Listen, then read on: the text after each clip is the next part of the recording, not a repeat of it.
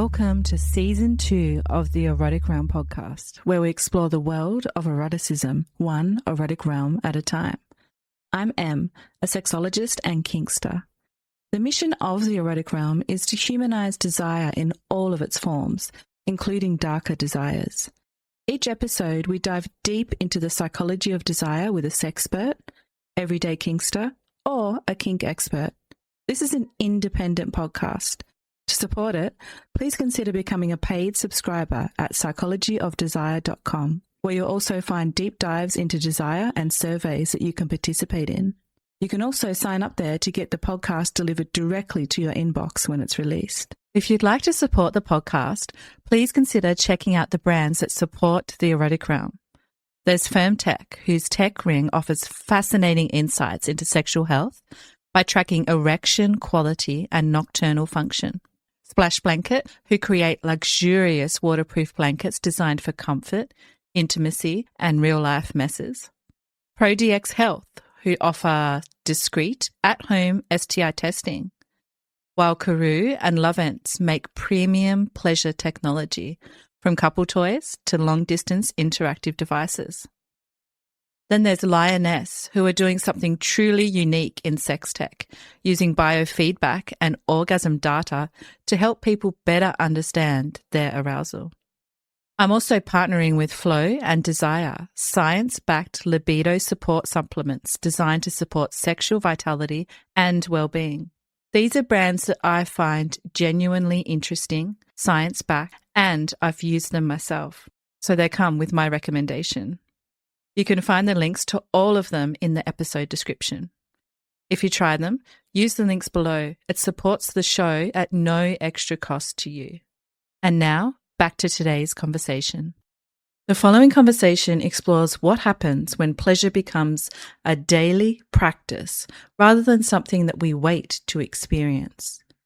In this episode, I'm joined by Annette Benedetti, who in 2022 embarked on an extraordinary personal experiment, committing to experiencing at least one orgasm every day for an entire year. We explore what inspired her orgasm journey, what began to change in her body, sexuality, and relationship to pleasure, and the unexpected lessons that emerged when orgasm became an intentional daily practice. We also explore women's relationship with pleasure, the difference between orgasm and genuinely satisfying sex, presence and embodiment, the importance of safety when accessing pleasure, and what Annette's experience taught her about desire that she believes that many women have never been taught.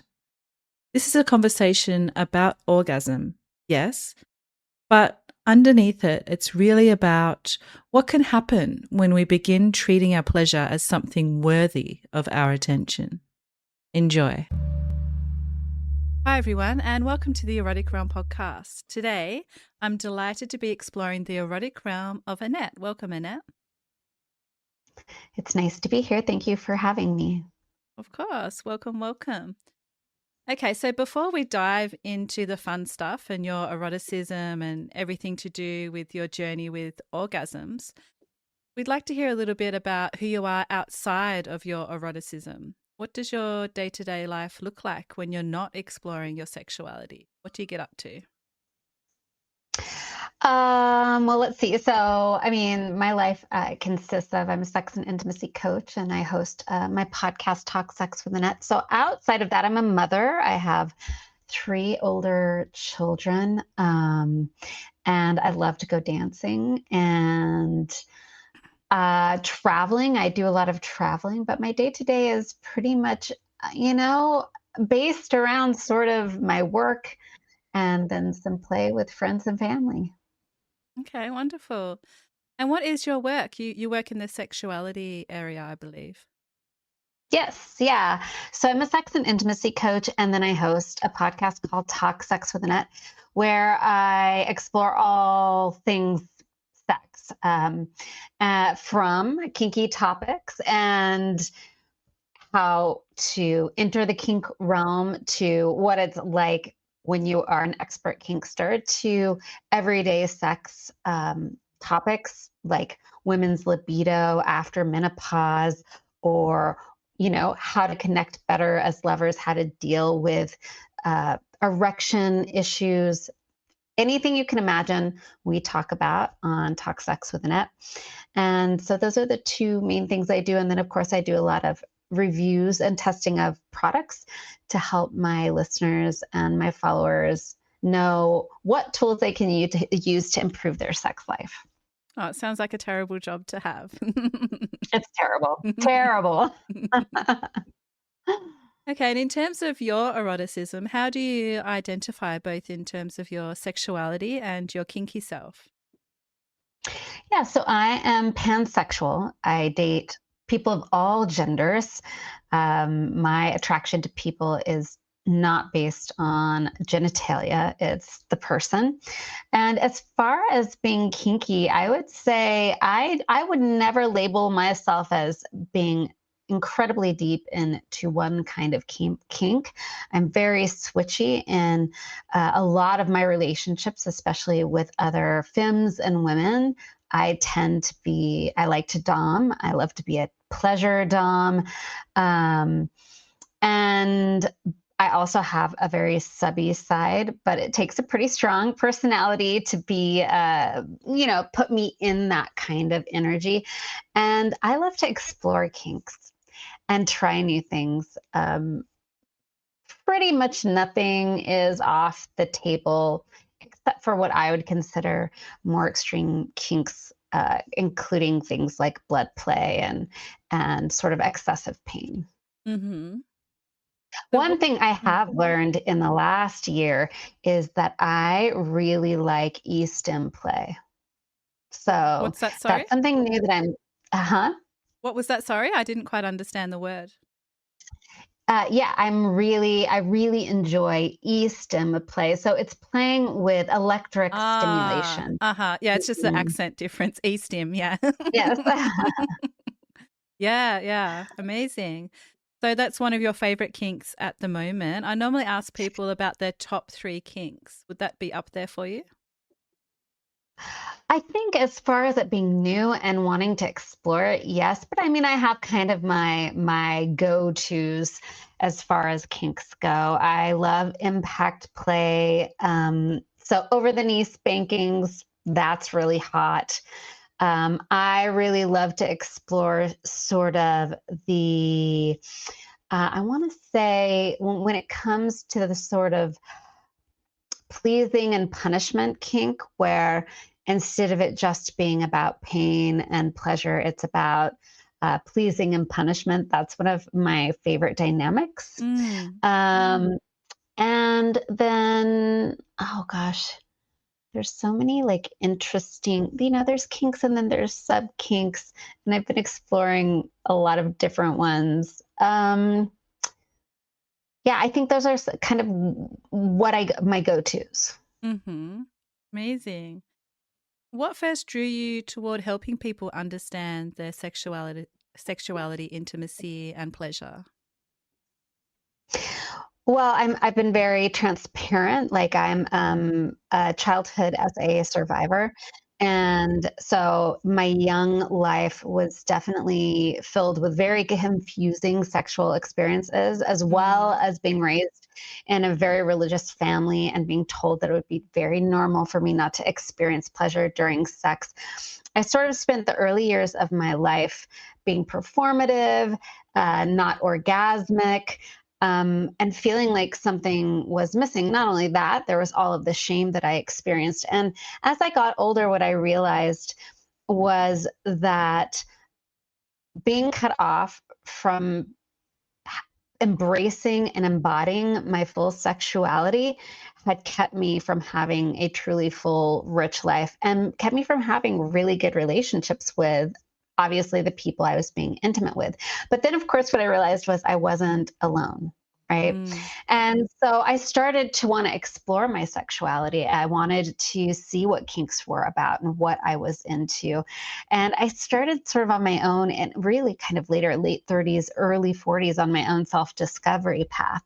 And that led me to my podcast because I got into a kinky queer community. And I was like, I recognized that women in particular didn't have a voice when it came to sexuality without repercussions. In America, it was around the time of the Trump era where, he had said the grab them by the pussy thing and still became president. And I thought to myself, well, if a man can say stuff like that about sex, then why can't women talk about it? And so Mm. I started to build my platform based on just trying to be a bold woman who would talk openly about sex, but not in a pencil skirt way, right? I didn't want it to be the cleaned up, prudish version of talking about sex. I wanted it to be really raw and authentic. And as I embraced my sexuality more and became, of course, more fully my authentic, empowered self, I recognized how much more powerful, fulfilled, happy, and successful in all of areas of my life that I was becoming. And that's when I realized I really wanted to kind of go on a mission, not only to help other women. And, I started out primarily wanting to help women, but I had so many men listen to the podcast and come to me with questions and curiosity and genuine like desire to understand women's sexuality and be part of it. Mm. And Mhm. and that's when I was like, this is just like this is a human issue, right? Mm. And the more that I can learn myself and share with others, the better off we're all going to be. Of course, in my opinion, we live in a patriarchal world, and one of the powerful tools that's used in the world is oppressing women's sexuality. And I think that's because if we all were able to embrace fully our sexuality and our sexual power, well, who was running the world would look a little bit different. Mm. Mhm. I love all of that so much. Wow, so Mhm. powerful. I'm really curious. You mentioned that you quite often have men reaching out to you asking questions about women's sexuality and women's pleasure. What are the most Yeah. common questions that they're asking you? I mean, honestly, one of the most common questions I get from them is that they love their partners. Usually, the men who reach out to me, interestingly enough, are men who have been in long term relationships and really want to reignite the passion and sex in their relationship with their wives. And they don't know what happened, where it went wrong, how that fire was put out, and they don't know how to get it back. Mm. And oftentimes it's anywhere from how do I help my wife, feel sexual again to I really want to feel like she desires me. I don't want her to just go through the motions. I want to feel desired. And I think that is something that I love to share because as a woman, I don't think about that a lot, right? I mean, we're all trying to feel desired. I hear women are, we're like, we want to feel desired, but Mhm. it's been interesting to me how many men say the same things. Like they actually don't want to just crawl on top of you and thrust away. It's as unfulfilling for them as it is for you. Mm. And so I found that fascinating. Mhm. Yeah, I found that time and time again in my work as well, that to desire and be desired is a pivotal human experience. We're all looking for that. Mhm. Yes. Yeah. Mm. Mhm. Mm. So your journey has also had some really interesting elements to it. I believe in 2022, you committed to having at least one orgasm a day for an entire year.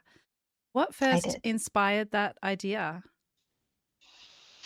Well, I like to say I was in a really hot, a sexually hot relationship at the time, and it was kind of one of the first ones I had been in for a while. And we had gone out to a sex club together, um, New Year's Eve, and I like to say I was coming off of a sex and alcohol fueled night and feeling really good about myself, and I was like, I could do this and have one of these, having at least one orgasm a day, every day for you. I was really confident in that moment when I had just had this incredibly sexy experience with my partner and a few cocktails, right? And that was kind of what inspired it. Was I just was in that time and in that moment feeling so sexually empowered and free and liberated, and I was asking what I wanted, and I felt enabled and confident enough to go to sex clubs and sex parties and to try new things, and I was like just overconfident, maybe a little bit is what I would say.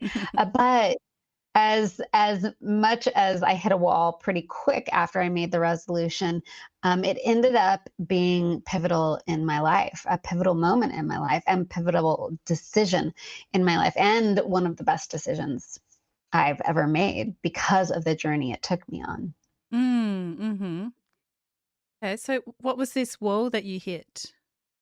What happened? Well, I mean, I started now at the time my partner was long distance. So we only saw each other if we were lucky on the weekends. So most of this was going to be me managing my own daily orgasm.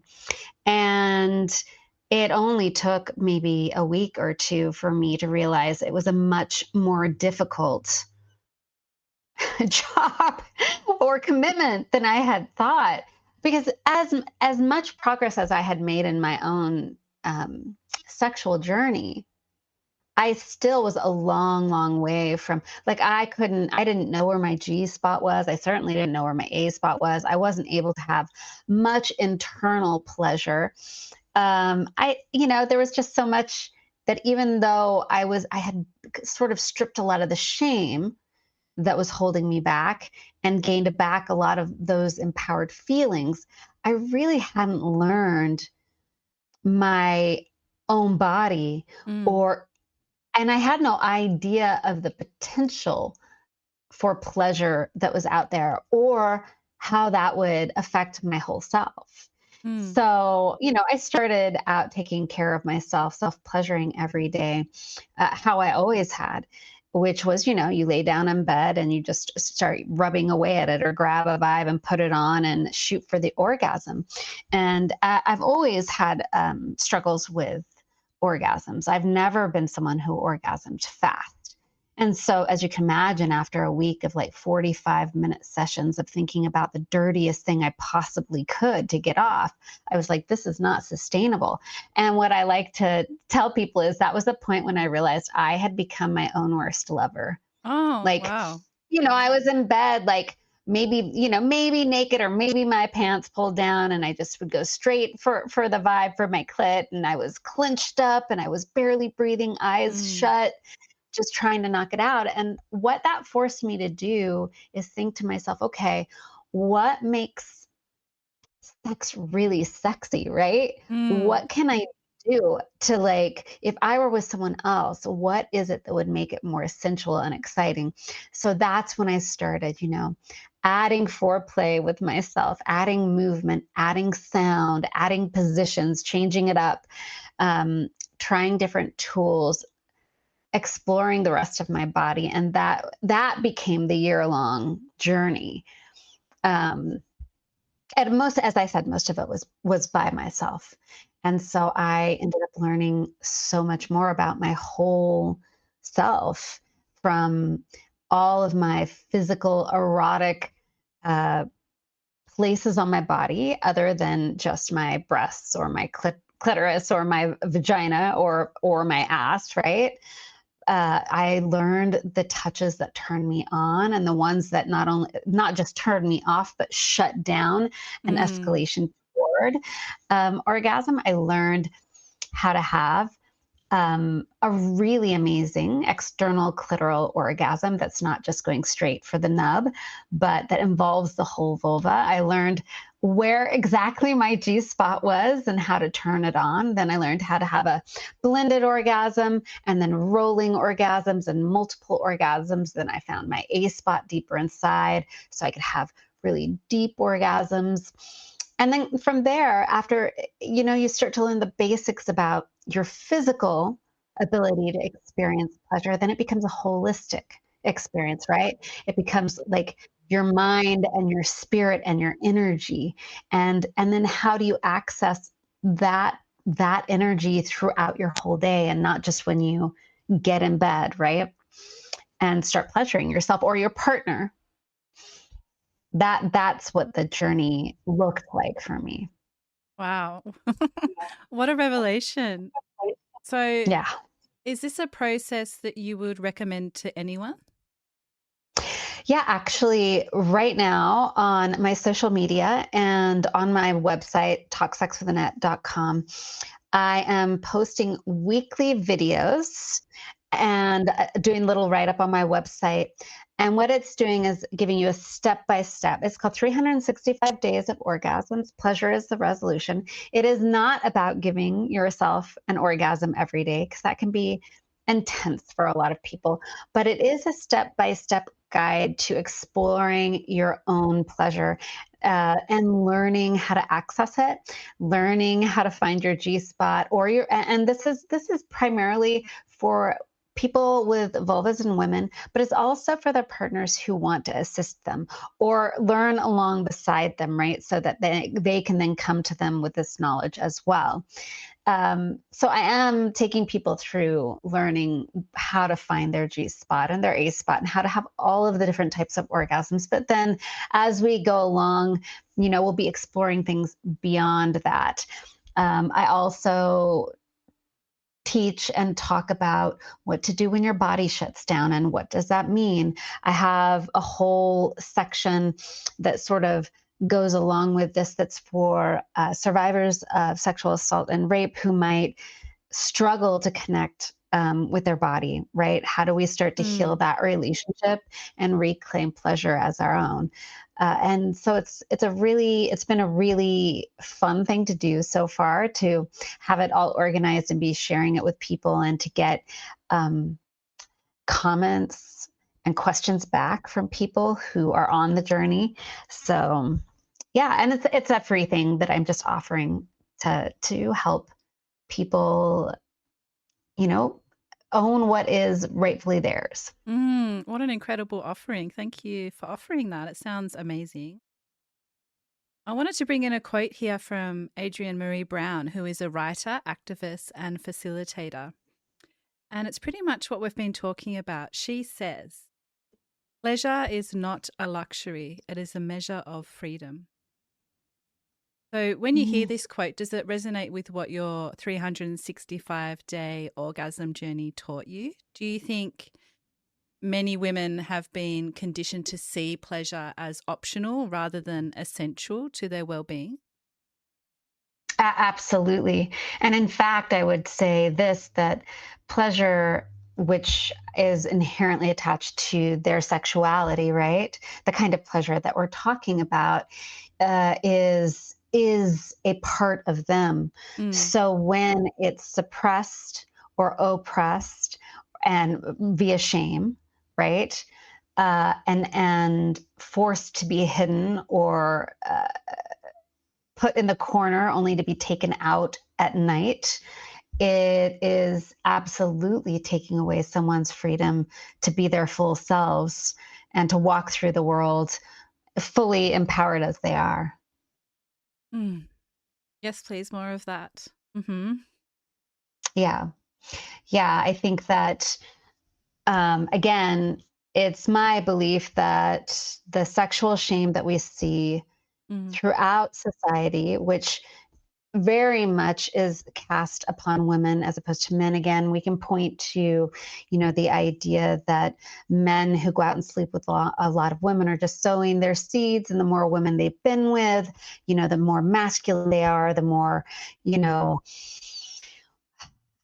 skilled they are. But women who go out and do that are considered ruined or less worthy. The whole body count idea, that's a tool to keep women from feeling okay about connecting with their sexuality.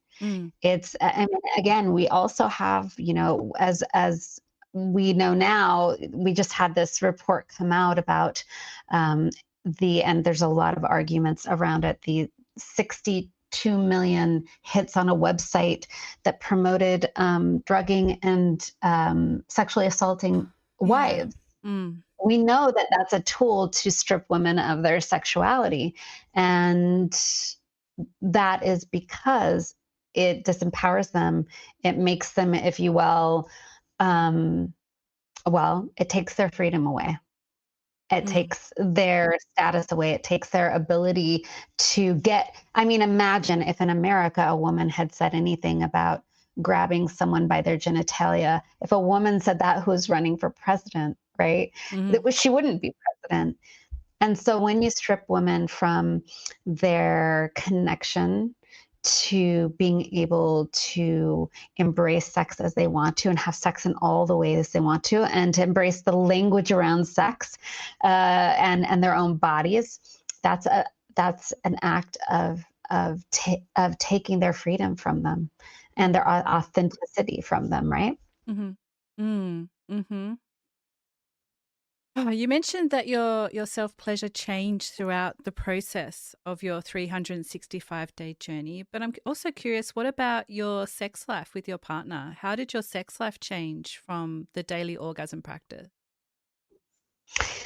Well, I mean, that's kind of an interesting part of the story. Across the year, I went through a breakup, Mhm. which was really challenging because I was really heartbroken, and having to self pleasure during grief, Yeah. especially when it's the loss of someone that you had a sexual relationship with, was incredibly hard. But that's when I also discovered the healing nature of the orgasm, right? The first time I gave myself an orgasm after our breakup, I had this incredible, deep, you know, orgasmic experience that erupted from me, and then just crying and like an expelling of all of the sadness that had been held inside me, and of things that didn't even have to do with the breakup, right? Deeper issues. Mm. And that's when I learned that orgasm is is about so much more than just this physical pleasurable relief and Mhm. release, right? Mhm. That it does truly touch and affect all areas of our being. And it can be and should be used for more than just getting, quote, getting off, if you will. Mhm. And you also mentioned that you experience different types of orgasms. So there's a little bit of discussion around, how many types of orgasms there are that women can have, if there's only one, but in different forms, or if there are these different types. In your opinion Mm. and your experience, were you experiencing different types of orgasms that were completely separate in their qualitative nature from each other? Oh, absolutely. Mm-hmm. Absolutely. There's no comparison between the different ones. They're very different and satisfying in different ways. And they show up in your body differently, and they come from different areas and different combinations. And how many, people will throw out different numbers as far as the types of orgasm. And I think that one of the things that helps with the definition of orgasm too is to differentiate the idea of the climax Mm-hmm. from the orgasm, right? The climax, I had a guest on my podcast describe it as like that physical, that like the little sneeze your body does when it hits that pleasure, the tip of the iceberg, and you get Mm-hmm. all of those little spasms. That's the climax. The orgasm is the energy and eroticism and pleasure all around it that sort of encapsulates it, right? You Mm. start to feel that orgasmic energy as you rise towards the climax. And so if you subscribe to that differentiation and understanding the orgasm is so much more than the little twitch in the climax part, then you can identify many different types of orgasms. Like for me, an energetic orgasm is something that I experience and I love as a pleasure dom.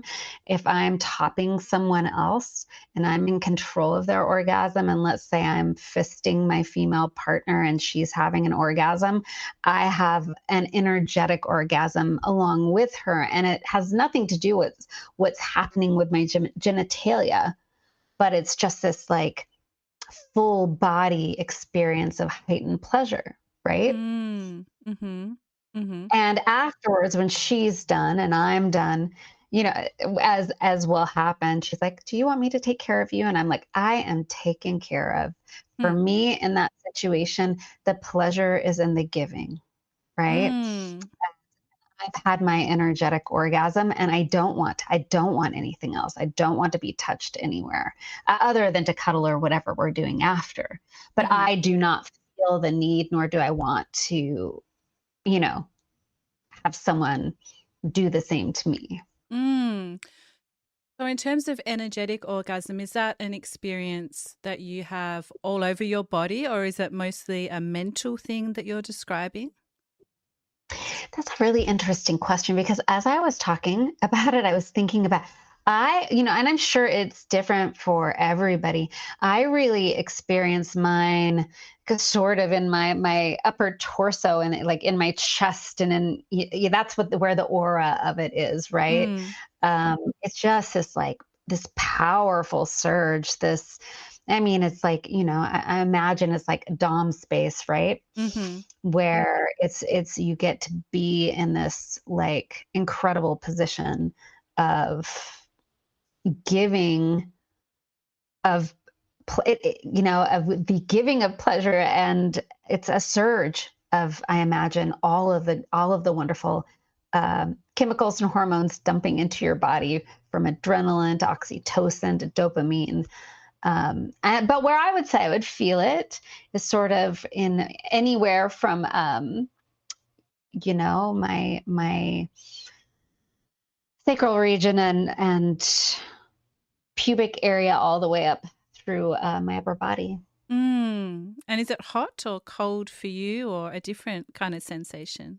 Oh, it's warm and fuzzy. Mm. That sounds And amazing. it's sort of like I make kind of sounds with it too, very like animalistic kind of sounds. That's how, at least from my end, what it sounds and feels like. I guess I'll have to ask a partner next time, what do I sound like? Mm. It's so interesting, isn't Maybe it? they don't know because they're, huh? Mm-hmm. It's so interesting, isn't it? Because if someone was Yeah. researching your orgasm in a physiological sense, it probably Hmm. wouldn't be picking up on any of the indicators of some kind of climax or orgasm. But from what you're describing, it's definitely happening. So completely Hmm. different, yeah, experience, but also leading to Well, and satisfaction. Mm-hmm. right. And I think what happens is that we have to look at our definition of sex, right? Mm. Because again, people broadly define it by penetration. Even whether that's penetration of fingers or with a tongue and genitalia or a dildo or a penis. And like that's a lot of people feel like, okay, that means it's sex. Um, but I would argue that sex can begin to happen before there's any kind of genital touching, Mm-hmm. right? Yep. Mm.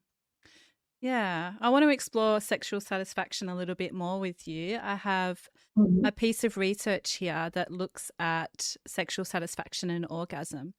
And it's by researchers Kleinplatz and Menard, who studied what people described as their best sexual experiences. And they put their findings forward in their article, Building Blocks Toward Optimal Sexuality, constructing a Conceptual Mode. So they got a whole bunch of people. I believe there was 50 individuals who reported having had great sex and interviewed them in depth. And they found 6 major themes emerge. And interestingly enough, they found that the most satisfying sexual experiences weren't necessarily about orgasm itself, but about 6 major themes, which were being present, authenticity, intense emotional connection, sexual and erotic intimacy, communication, and transcendence.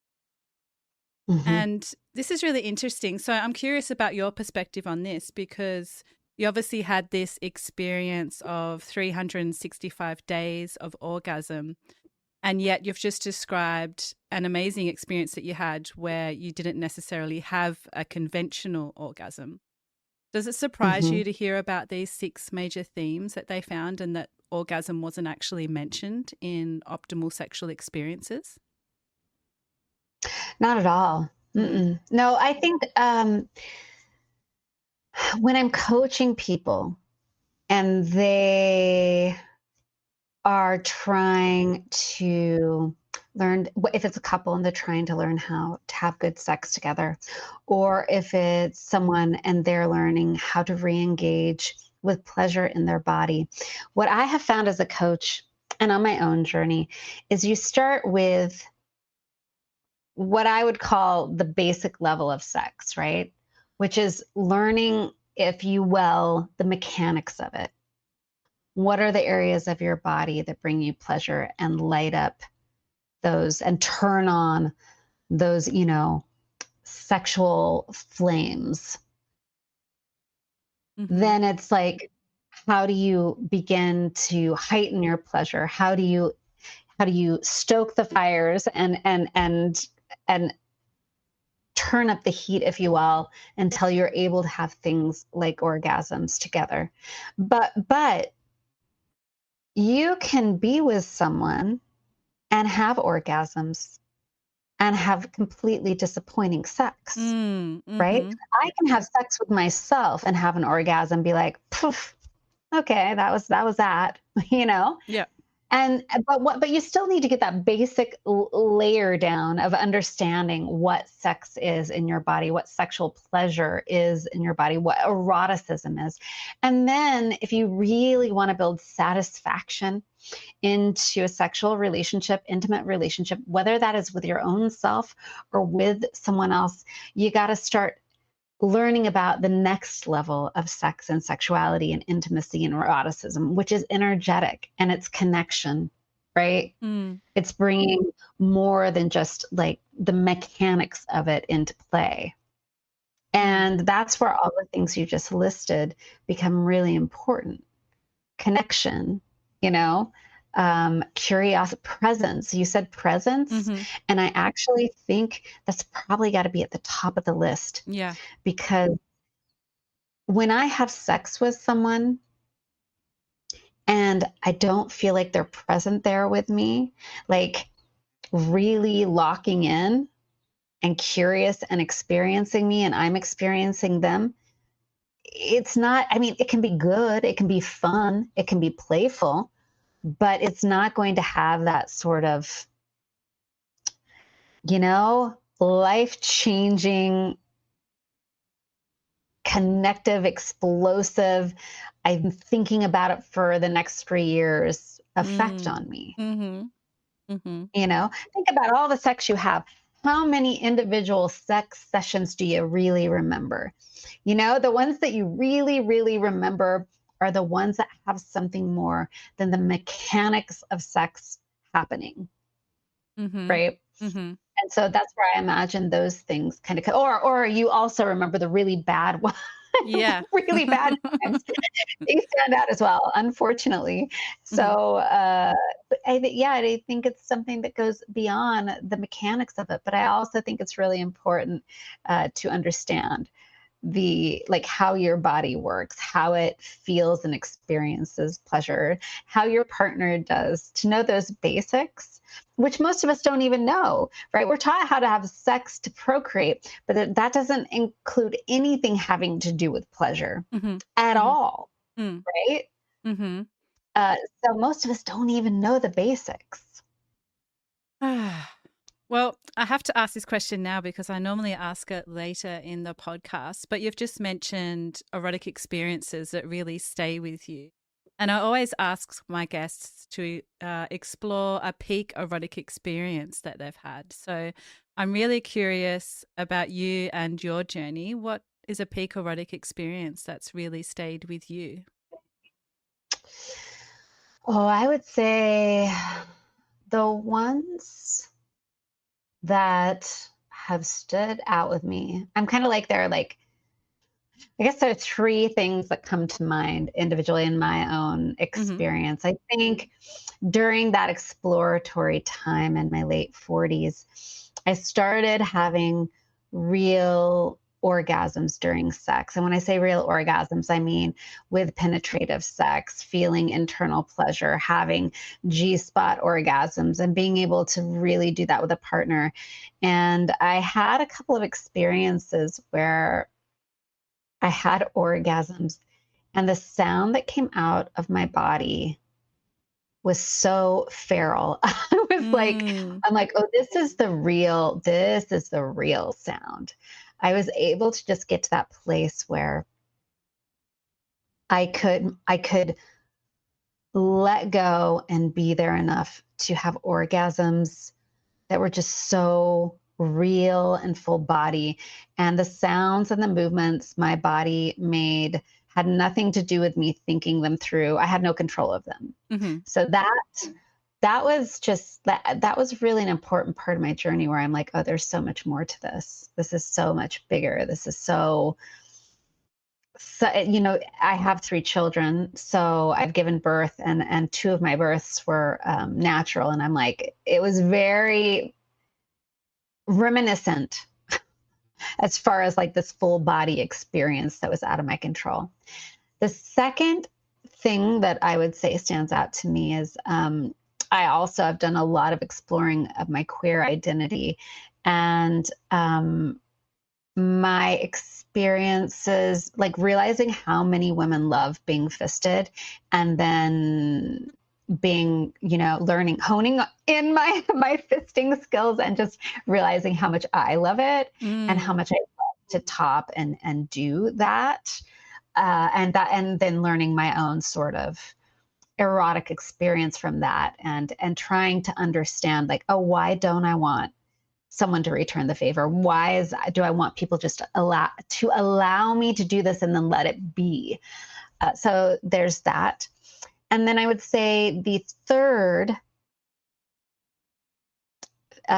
experience, erotic experience that I've had many of them that they come to mind instantly when you ask me the question is Hmm. experiencing like group sex situations, and just really realizing how fun and sweet and innocent they are, when I think my whole life, that when you hear like group sex, they or orgy, there can be such there's a lot of like shame attached to it, like, oh, that's dirty, or that's like people defiling themselves, or this or that. But actually being in those situations and being like, wow, this is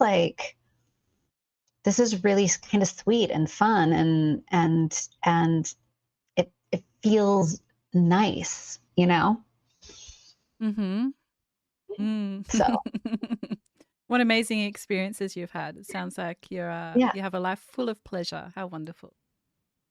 I do try. I try. So you've worked with, I imagine, thousands upon thousands of women throughout your career now. What do you think Yeah. women misunderstand most about their own arousal and pleasure? And have you noticed that this has changed across time at all?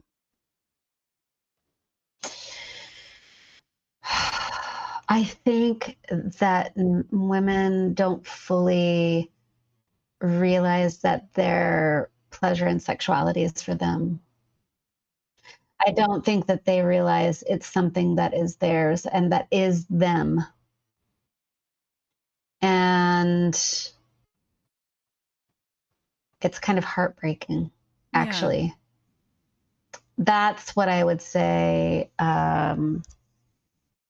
has been a constant theme Hmm. throughout this experience. Do I think that's changing? I hope that it is. Only the only thing that makes me think that it is because I am seeing now especially from the time I started my podcast now, I think we're almost 6 years out. There's been so many more people now that are doing, like yourself, podcast, getting the word out there, women talking about it and educating on pleasure. And now some of the big mainstream. In fact, I saw Oprah today on her social media had something out about uh, can you have great sex after menopause, which, for someone like Oprah and mainstream media is pretty spicy. Mm-hmm. So I'm seeing it become more of a conversation that's out there. So what I'm hoping is that more women are waking up. I've also noticed that the way that I'm treated and received has changed Ooh, over time. how so? So when I when I first started doing this, prior to this, I had worked for parenting publications and parenting magazines, and it was quite the switch. And so, when I started talking about sex openly, it was like I could feel people just kind of back away from me. And some people would say, "This is going to ruin your career. You're not going to be able to get another job doing this." On social media, people would like unfollow me or whatever it was. And people wouldn't comment on the things that I was talking about. And that has changed over time. And now it's clear that the conversation I'm having, people are feeling more comfortable with it. People are interacting with it. People are, following me and giving me their 2 cents. And I'm hearing more and more, gosh, I wish we had had these conversations when I was younger.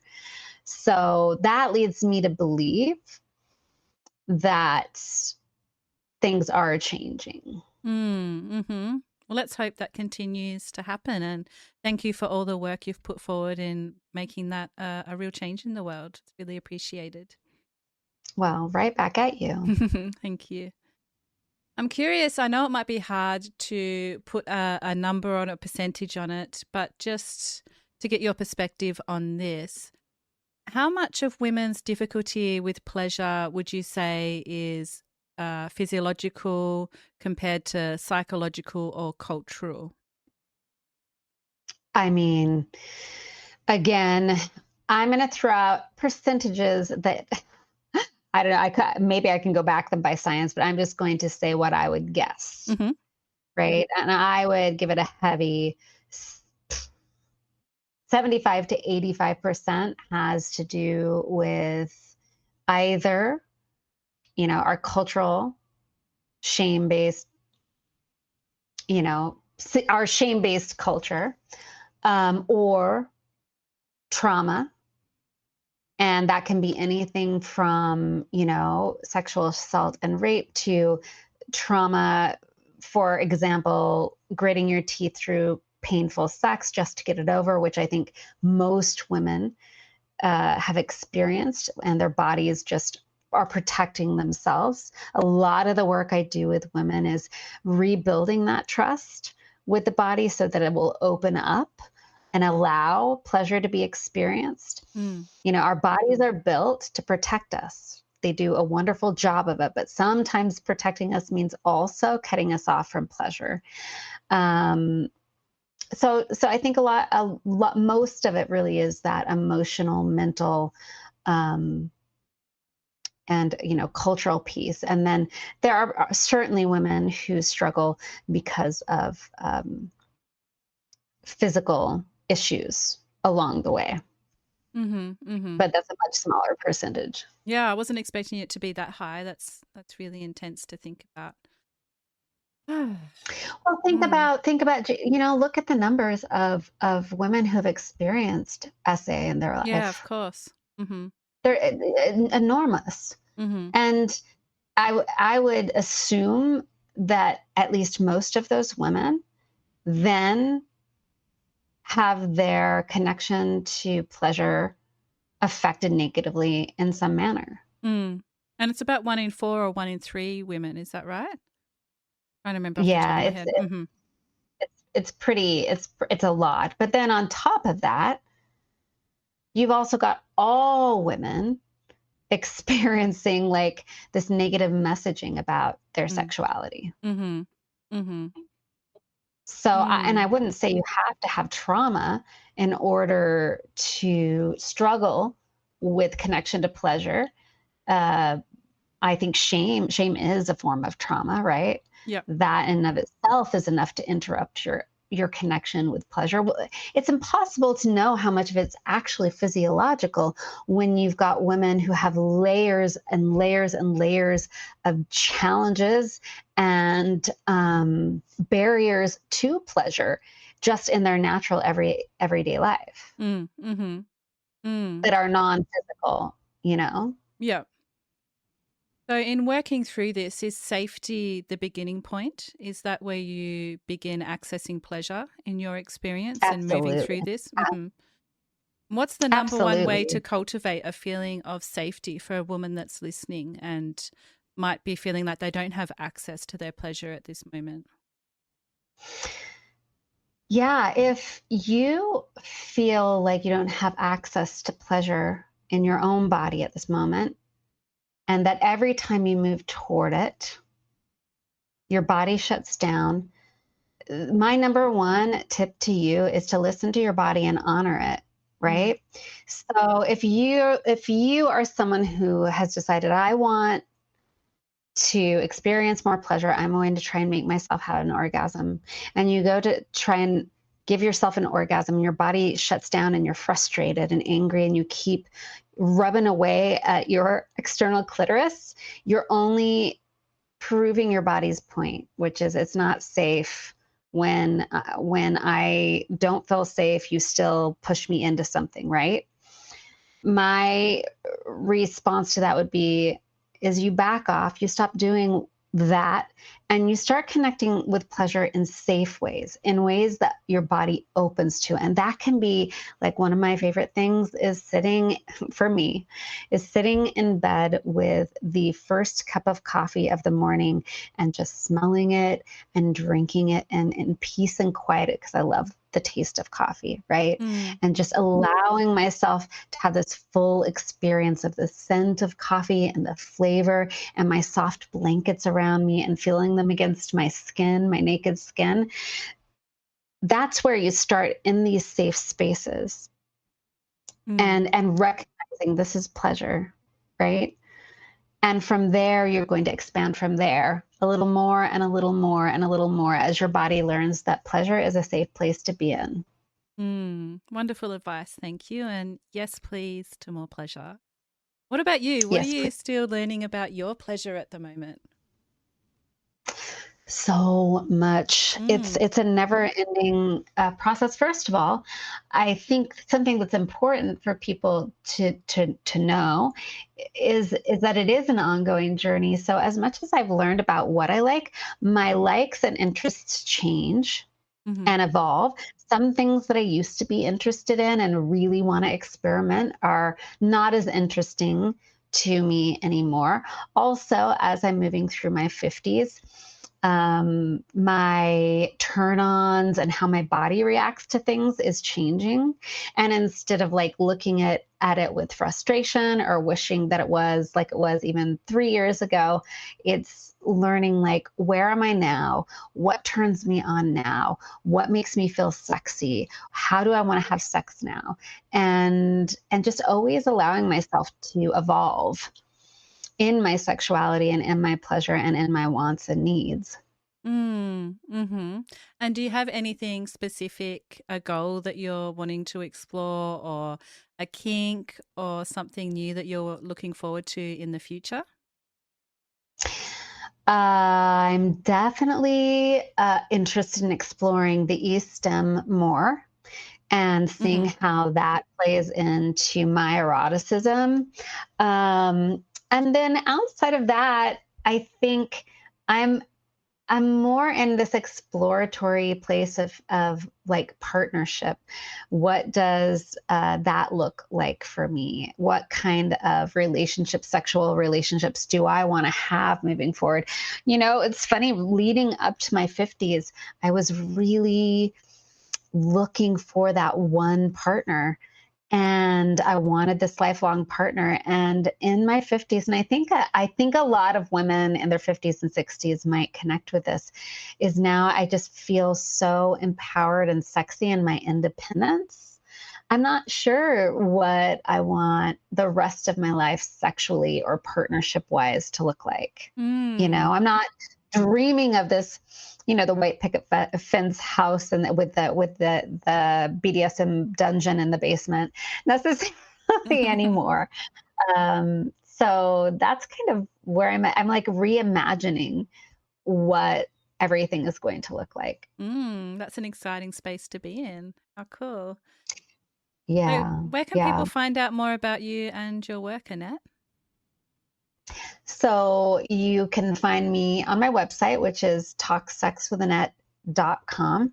You can listen to my podcast, which you can find on YouTube at Talk Sex with Annette. And then you can find the audio podcast everywhere you want to find it. I'm on Instagram as Annette Benedetti and everywhere else with the handle at Talk Sex with Annette. And I'm on Substack. And there you can find me with my handle at Talk Sex with Annette. And I think my official title there is it's my Desire Diaries. Amazing. And finally, if you had to describe your erotic self in one word right now and one word only, what would it be and why? Evolving, because I think that is the nature of my erotic self. She likes it with me. I like to, but I'm going to talk about her in third person. Evolve and change. I don't ever want to be stagnant. And I find so much excitement in the growth and change and possibility that's out there. I love it. Well, Annette, thank you for sharing such an open and empowering perspective on pleasure, embodiment, and intimacy. I love that your work strips away the shame and makes pleasure feel less like a goal to reach and more like a home for yourself. And I think this conversation is going to be deeply liberating for a lot of listeners. So thank you for taking us into your erotic realm today. Thank you for having me. Thanks again. I'm Em, and this has been the Erotic Realm Podcast. Thank you for listening to this episode of the Erotic Realm Podcast. This is an independent podcast, and if you want to see more episodes made just like this one, you can support it at psychologyofdesire.com by becoming a paid subscriber and entering the realm with many other supporters. The mission of the Erotic Realm is to humanize kink and desire in all of its forms, and we can't do that without you. So until the next time, stay perverted.